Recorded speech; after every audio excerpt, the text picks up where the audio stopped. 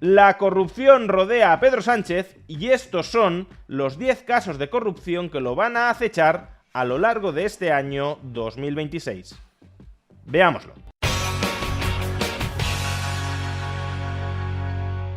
Algunos han descrito 2025 como el annus horribilis de Pedro Sánchez, tanto por sus pésimos resultados electorales, cuanto por el estallido de múltiples casos de corrupción a su alrededor. Pero todo apunta a que 2026 será bastante peor para Pedro Sánchez.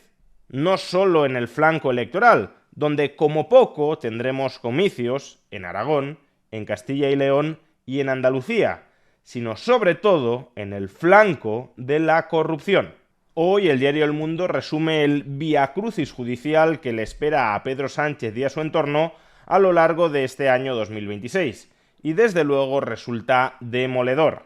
Vamos a repasar brevemente los principales escándalos de corrupción ya judicializados que le van a estallar en la cara a Pedro Sánchez a lo largo de 2026. En primer lugar, el caso Ábalos, investigado junto con Koldo y Víctor de Aldama por la compra irregular, fraudulenta de mascarillas durante la pandemia. El caso ya se halla en el Tribunal Supremo y de hecho José Luis Ábalos, exministro de Transportes de Pedro Sánchez y ex número 2 del partido con Pedro Sánchez, está en prisión provisional.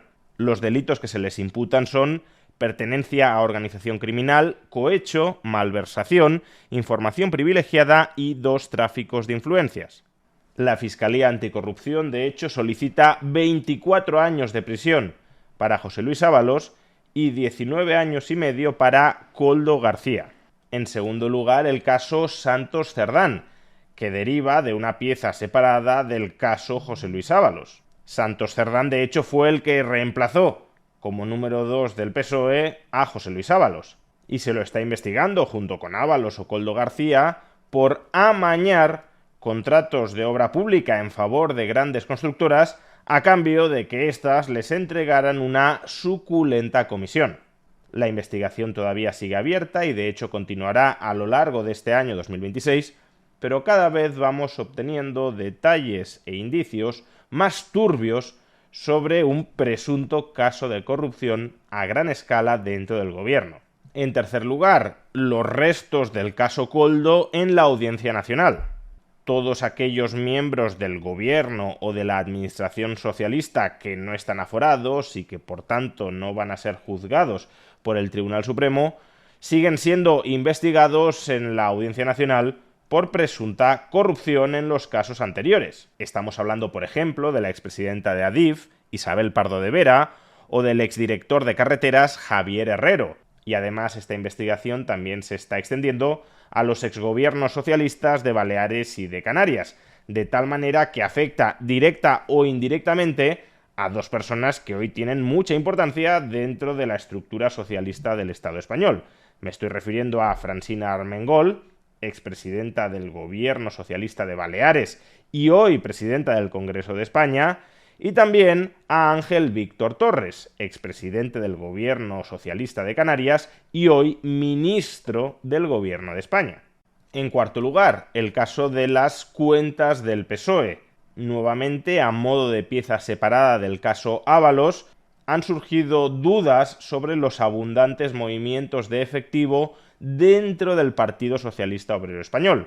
Las explicaciones que ha dado esta formación política a los tribunales no les han convencido y por eso se está investigando una posible financiación irregular del partido que copa el gobierno de España. Hoy por hoy se trata de una investigación todavía secreta, pero que desde luego continuará avanzando y torturando a Pedro Sánchez a lo largo de 2026. En quinto lugar, el caso Hidrocarburos. Se está investigando a una trama de empresas organizadas alrededor de la distribución de hidrocarburos para cobrar el IVA y luego no ingresárselo a Hacienda.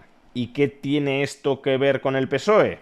Pues que al parecer estas compañías trataron de sobornar a José Luis Ábalos, no sabemos todavía si lo consiguieron o no, para ampliar el alcance y la escala de esa trama de distribución de hidrocarburos con el objetivo último de defraudar el pago del IVA. En sexto lugar, el caso de las posibles extorsiones de la fontanera del PSOE, Leire Díez, contra la Guardia Civil que está investigando al PSOE.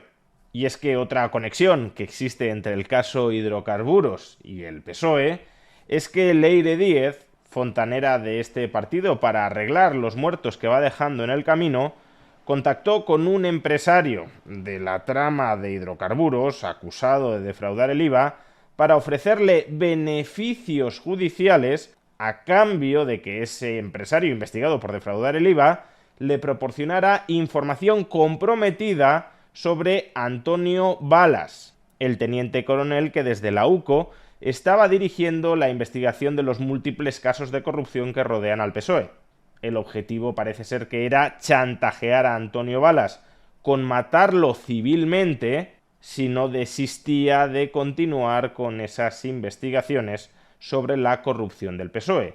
Pues bien, este posible caso de extorsión contra la Guardia Civil por parte de una militante del PSOE al servicio de Pedro Sánchez también está siendo objeto de investigación judicial. En séptimo lugar, el caso de las comisiones ilegales de Leire Díez. La fontanera del PSOE no solo está siendo investigada por extorsionar a la Guardia Civil, sino también por haberse asociado con un empresario, Anchón Alonso, que además es socio de Santos Cerdán, por haber montado presuntamente una red dedicada a intermediar entre la administración pública del PSOE, por ejemplo, la SEPI, la Sociedad Estatal de Participaciones Industriales, y determinadas empresas privadas necesitadas de la financiación, de los fondos, de las ayudas de la administración del Estado.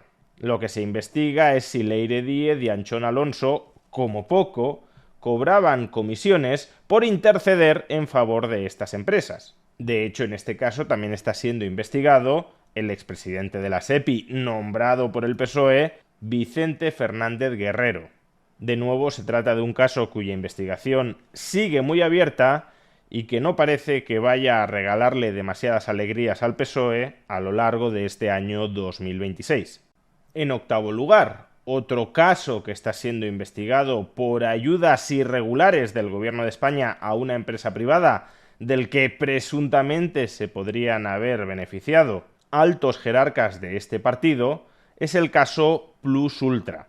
Es una causa todavía secreta de la Audiencia Nacional que investiga el posible blanqueo de capitales a través de este rescate estatal de una organización criminal vinculada al gobierno de Venezuela. De momento se ha detenido al CEO de la compañía y sobre todo a Julio Martínez, un empresario muy cercano al expresidente del gobierno del PSOE, José Luis Rodríguez Zapatero, con el que además se reunió en secreto días antes de la detención, presuntamente para informarle de que iba a ser detenido y, por tanto, para que tuviese tiempo para eliminar las pruebas más comprometidas. En noveno lugar, el juicio contra David Sánchez, el hermanísimo de Pedro Sánchez, un juicio que se desarrollará en la Audiencia Provincial de Badajoz a finales del próximo mes de mayo y en el que se acusa a David Sánchez y también al exlíder del PSOE en Extremadura, que acaba de hundirse en los recientes comicios regionales, de prevaricación y tráfico de influencias por crear una plaza ad hoc dentro de la administración pública extremeña con el objetivo de otorgársela a David Sánchez. Y en décimo lugar, el caso Begoña Gómez, esposa del presidente del gobierno, Pedro Sánchez. En realidad se trata de tres casos Begoña Gómez. En el primero se la acusa de tráfico de influencias y corrupción en los negocios por haber redactado cartas de recomendación en favor de un empresario muy amigo suyo, Juan Carlos Barrabés, que luego formaría parte de su cátedra en la Universidad Complutense y ayudaría a financiarla. En el segundo caso se la investiga por posible apropiación indebida del software que había sido diseñado gratuitamente por Telefónica, Google e Indra en favor de la cátedra que dirigía dentro de la Universidad Complutense de Madrid. El software era para la cátedra de la Universidad Complutense de Madrid, pero acabó siendo registrado a nombre de Begoña Gómez. Y el tercer caso, la tercera línea de investigación contra Begoña Gómez, es la posible malversación de fondos públicos debido a que su asesora dentro de la Moncloa estaba trabajando a tiempo parcial para el desarrollo de la actividad profesional privada de Begoña Gómez. Por ejemplo, para esta cátedra de la Universidad Complutense de Madrid que se dedicaba a captar fondos de empresas privadas que posteriormente tenían tratos potencialmente de favor con el gobierno presidido por su esposo. Es decir, que se estaría utilizando personal público para negocios privados. Todas estas 3 líneas de investigación todavía están en fase de instrucción, que tendrá que concluir antes del verano, porque el juez instructor, el juez Juan Carlos Peinado, al que ese periódico del PSOE, El Plural, acusó de tener 2 DNIs, se jubila en verano y por tanto ha de cerrar antes de ese momento la instrucción. En suma, estos son los 10 casos de corrupción que, como poco, acecharán a Pedro Sánchez a lo largo de este año 2026. Y digo como poco porque lo que hemos visto en 2025 es que apenas cortabas una cabeza de la hidra de corrupción del PSOE, aparecían otras 2 cabezas adicionales, a cada cual más grave. Por eso, probablemente, el mejor escenario para Pedro Sánchez en este 2026 es que los casos de corrupción que le acechen solo sean 10.